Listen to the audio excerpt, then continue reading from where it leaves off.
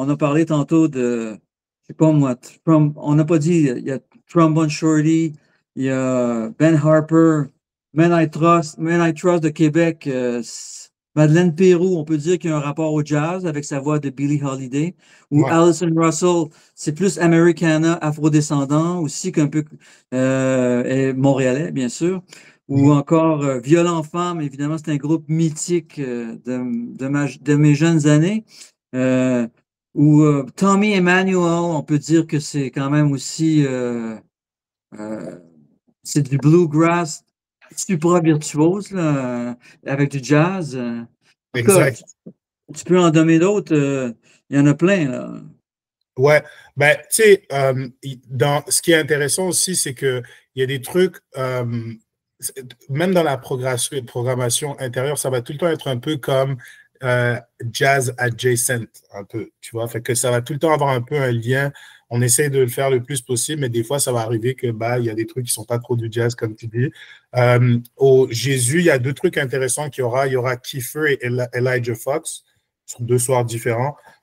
Kiefer, qui est le producteur qui a vraiment bossé sur Twitch pendant la pandémie, mais qui a un band qui est super cool avec son trio aussi. Elijah Fox, qui est le pianiste qui joue avec Youssef Days, entre autres, qui va être avec nous au Jésus. Sinon, des trucs intéressants, comme tu disais, Trombone Shorty, qui va être d'autres. Ça fait un moment que Trombone n'est pas venu, que Shorty n'est pas venu chez Ouais. nous. Il Euh, avait fait un spectacle extérieur, un très gros concert extérieur la dernière fois, si je me souviens. Ben, en tout cas, je l'avais vu. En tout cas, c'est vraiment une vedette à Montréal, là, de la Nouvelle-Orléans, il faut le rappeler. Ouais.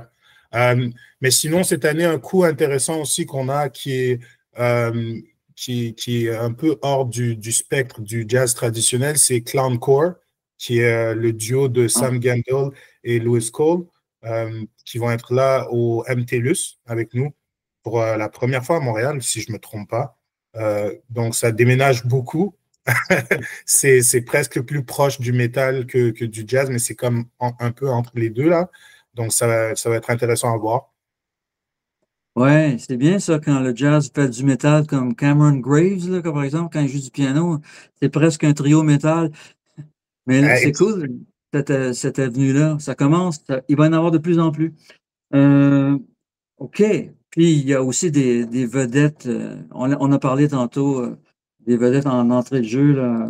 Alison Russell, c'est clair que c'est une vedette. Il y en a plein, là. Ouais, ouais. Nathalie Bonobo. Lafourcade, là, elle est déjà venue, c'est super. Ou, bon, Samara Joy, ça, c'est une chanteuse de jazz aussi. Ouais, ouais. C'est une voix super envoûtante. Puis Samara, c'est ce qui fait d'elle une personne, une chanteuse si spéciale, c'est vraiment euh, le fait que quand elle joue un spectacle live, tous les spectacles sont différents, en fait. Et Ouais, c'est ça. c'est vraiment personnalisé à la scène, à l'ambiance, à tout le truc. Donc, c'est vraiment une belle expérience à avoir. Je conseille ça à tout le monde. Puis, tu sais, je veux faire aussi une mention d'un truc dont on n'a pas parlé, qui est un artiste, Tom Samara Joy, qui a gagné le prix Sarah Vaughan de la compétition vocale. C'est un des seuls deux gagnant masculin de cette compétition, c'est Tyreek McDowell, qui va être avec nous au Studio TD en début de soirée au festival cette année. Pour ceux qui ne connaissent pas Tyreek, c'est vraiment on est dans presque le Nat King Cole, c'est un descendant de cette lignée-là. Là. Donc, la voix très lush, très chaude, envoûtante. Dans le lyricisme, c'est vraiment à voir. Là. Ah, c'est super. Et donc, vraiment énormément. Mais on regarde, là, ben là, il y a 257 propositions. Là. C'est hallucinant pour l'instant. Ça va monter encore plus là, avec le reste, mais c'est pas mal la totale. Il reste quelques surprises encore. Donc, ça peut Euh, aller jusqu'à 300 à peu près. Probablement, ouais.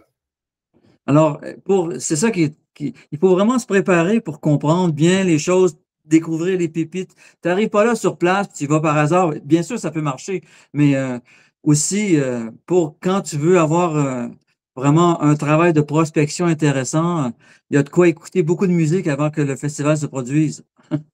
Ouais, ouais, ouais. C'est vraiment une question il y a tellement de trucs et il y a tellement de trucs divers. Il faut vraiment prendre le temps de s'asseoir puis de faire un petit peu de recherche. C'est drôle, on ramène les gens à l'école un petit peu. Ouais, vous devez rechercher avant de. Mais c'est Oui, juste mais que. c'est bien parce que les gens font pas d'efforts, ils prennent un playlist puis tout est cuit dans le bec souvent. Alors que là, il faut faire un travail pour. C'est comme n'importe quoi, hein. Si tu bois du vin une fois par 2 semaines, ben tu seras pas un œnologue de sitôt. C'est genre, c'est normal. Alors c'est la même chose avec n'importe quoi. Avec la musique, c'est idem. Alors il y a des gens qui aiment ça beaucoup, donc ils vont se préparer davantage. Mais chaque personne, on tordra pas un bras à personne pour faire ça parce que c'est strictement un pur plaisir, point final. Et donc, ce qui est intéressant aussi en concluant, la question du lien de parenté avec le jazz dans la programmation générale est plus évident que par les années précédentes. C'est vrai. Je regarde là, et il y a plus de liens. Vous avez fait vraiment un effort là-dessus. Ouais, puis je pense que c'est super important. Tu sais, comme au fil du temps, les festivals de jazz, à cause de toutes sortes de raisons, doivent accepter qu'il y ait plusieurs styles de musique qui soient représentés chez eux. Ça fait Mais je 30 pense ans que que, c'est comme ça. ouais, puis, mais je pense qu'il y a toujours une manière créative de pouvoir trouver une manière de mettre du jazz sur les line-up, puis de fitter. Genre, je donne un exemple bête comme cette année, on a. Puis quand je dis jazz, ça peut être jazz, musique instrumentale, ou même juste avoir des instruments.